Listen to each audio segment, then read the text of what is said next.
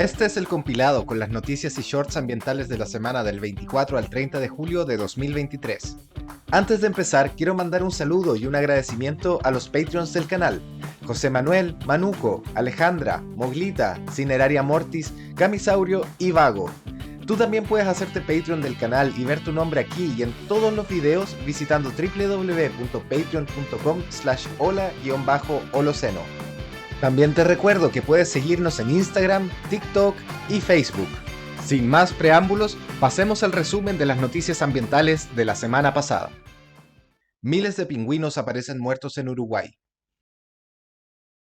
En los últimos días, miles de cadáveres de pingüinos han estado apareciendo en las playas de Uruguay. Los investigadores descartaron que los pingüinos estén pereciendo por un brote de gripe aviar. En cambio, la causa más probable es mucho más preocupante: hambre. Los cuerpos fueron encontrados con los estómagos vacíos y sin reservas de grasa, lo que hace pensar a los investigadores que los pingüinos murieron al no encontrar alimento. Esto no es porque los pingüinos sean malos cazadores, sino porque simplemente cada vez hay menos peces en el mar. La sobrepesca está haciendo peligrar a las poblaciones de peces, al punto que se estima que los peces podrían desaparecer de los océanos para el año 2048. Se estima que actualmente por lo menos el 70% de las poblaciones de peces del mundo se encuentran en crisis. Este caso debería ser un llamado de atención para todos al triste estado en el que se encuentran los océanos del mundo y movernos hacia su protección. La situación es urgente y necesitamos que nuestros gobiernos reaccionen con la urgencia que corresponde. Previniendo el desastre ambiental del FSO Safer. La operación para prevenir una de las mayores catástrofes ambientales y humanitarias de la historia finalmente ha comenzado. Esta semana el navío de la ONU, anteriormente conocido como el Náutica y ahora rebautizado como Yemen, finalmente comenzó a transferir el petróleo del barco abandonado FSO Safer. Esta operación debería durar 3 semanas, luego de lo cual el Safer será remolcado para ser desguazado. Por si esta es la primera vez que escuchas de este caso, he aquí un resumen. En 2015, producto de la guerra civil en Yemen, el barco FSO Safer quedó abandonado en las aguas del Mar Rojo, donde ha estado oxidándose y deteriorándose. El problema es que el navío, que ya tiene casi 50 años de edad, contiene más de 1 millón de barriles de petróleo, los cuales podrían provocar uno de los mayores derrames petroleros de la historia si llegaran a liberarse en el mar. Las negociaciones para hacer algo respecto de esta bomba de tiempo ecológica para la región comenzaron en 2020 y duraron casi 3 años debido a la guerra civil en Yemen. Especial Barbenheimer. El 16 de julio de 1945, el mundo cambió para siempre. Estados Unidos detonaba la primera bomba atómica, en lo que pasó a la historia como la prueba Trinity. Ahí presente estaba el físico teórico que había liderado el proyecto Manhattan, responsable de desarrollar la primera bomba nuclear del mundo: Robert Oppenheimer. Posteriormente, Oppenheimer afirmó que al presenciar la explosión recordó una frase de la Bhagavad Gita, una obra sagrada de la religión hindú. En ella, el dios Vishnu, manifestando su poder, se presenta al príncipe Arjuna y le dice: "Me he convertido en muerte, el destructor de mundos". Esta frase, sin embargo, no debe ser tomada como una manifestación del ego de un científico loco, sino muy por el contrario, el momento en que Oppenheimer comprende la abominación que acaba de traer al mundo.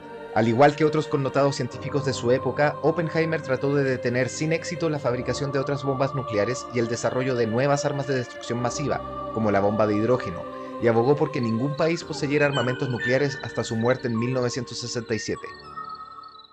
Desde acusaciones de perpetuar estereotipos de género e ideales no realistas del cuerpo femenino, Barbie nunca ha estado exenta de controversias. Ahora, la muñeca ha vuelto a ser un tema de conversación gracias a la recientemente estrenada película, la cual por cierto causó una escasez global de pintura rosada, y quizás es una buena instancia para hablar sobre el aspecto medioambiental de Barbie.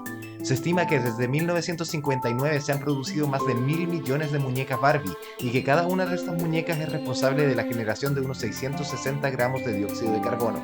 Además de su huella de carbono, los juguetes en general no se pueden reciclar y suelen acabar en la basura, por lo que esas 1.000 millones de muñecas aún deben estar por ahí en algún lado.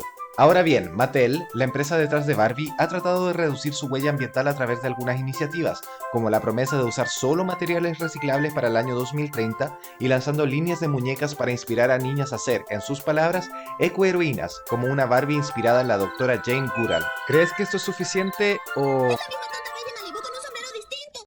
China está cavando muy profundo. China está empeñada en conseguir los combustibles fósiles que dice necesitar para cubrir sus necesidades energéticas, al punto en que está dispuesta a ir más lejos y más profundo que muchos otros países en el intento.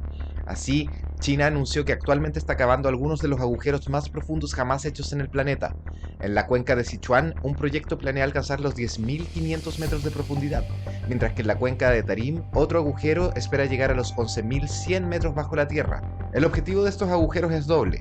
Por un lado, existe un interés científico de entender mejor la historia geológica de nuestro planeta a la vez de poner a prueba las tecnologías de excavación chinas, pero también existe el incentivo económico de acceder a grandes reservas de gas y petróleo. De hecho, las empresas responsables de las excavaciones son empresas estatales petroleras. El hoyo más profundo a la fecha, sin embargo, es conocido como el Pozo Superprofundo de Kola, excavado por la Unión Soviética y que llegó a los 12.262 metros de profundidad. A modo de comparación, el monte Everest tiene 8.850 metros de altura. ¿Qué es el Antropoceno? De acuerdo con algunos científicos, la época geológica del Holoceno, aquella que empezó hace cerca de 12.000 años atrás con el fin de la última era del hielo, ya acabó, y nos encontramos ahora en una nueva época geológica, el Antropoceno.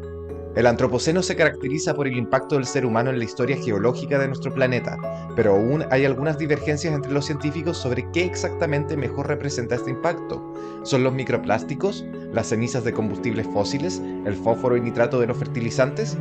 De momento, la mayoría de los científicos cree que lo que mejor refleja nuestro impacto en la historia geológica del planeta son los depósitos de plutonio en los sedimentos terrestres. El plutonio es un elemento que solo aparece en cantidades marginales de forma natural, pero que empezó a aparecer en mayor medida a partir de la década de los 50 con nuestros ensayos nucleares. El Antropoceno aún no es reconocido como una época geológica oficial. Para que lo sea, primero debe ser aprobado por la Unión Internacional de Ciencias Geológicas en una conferencia que tendrá lugar en agosto del 2024. Ambientalistas protestan contra los campos de golf. El golf es un deporte popularmente asociado con la riqueza, así como los clubes exclusivos y elitistas. Además, los campos de golf requieren de un enorme consumo de agua para mantener el césped verde y fresco en los cerca de 600.000 metros cuadrados que suelen medir. Es por esto que activistas ambientales en varios países han empezado a protestar contra el alto consumo hídrico de los campos de golf, llenando los agujeros con cemento. Esto ha ocurrido especialmente en países que están enfrentando sequías históricamente extremas como Francia y España. Las estimaciones de cuánta agua requiere un campo de golf varían enormemente, porque este número depende de muchos factores, como la estación, el clima general del lugar donde esté ubicado, la cantidad de lluvia y la especie de césped que se use, entre otros factores.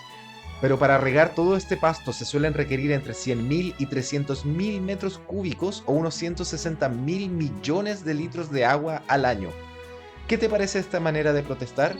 ¿Te parece que el golf es un lujo elitista que está abusando del agua que podría ser mejor utilizada? Científicos observan metal reparándose a sí mismo. Científicos del Laboratorio Nacional de Sandía y la Universidad A&M de Texas reportaron algo sorprendente: trozos de metal capaces de repararse a sí mismos. Todo ocurrió mientras los investigadores realizaban experimentos para estudiar las microfracturas en los materiales. Así, los científicos causaron microfracturas en una pequeña placa de platino. Aproximadamente 40 minutos después, una de estas fisuras se selló de manera espontánea y autónoma. Por supuesto, aún estamos muy lejos de las máquinas capaces de repararse a sí mismas, pero este descubrimiento es revolucionario para la ciencia de los materiales, pues las microfracturas constituyen la primera etapa en el deterioro de los materiales. Las microfracturas son daños en un material a nivel microscópico o incluso nanoscópico que pueden ir creciendo con el tiempo y el uso hasta que el material finalmente se rompe.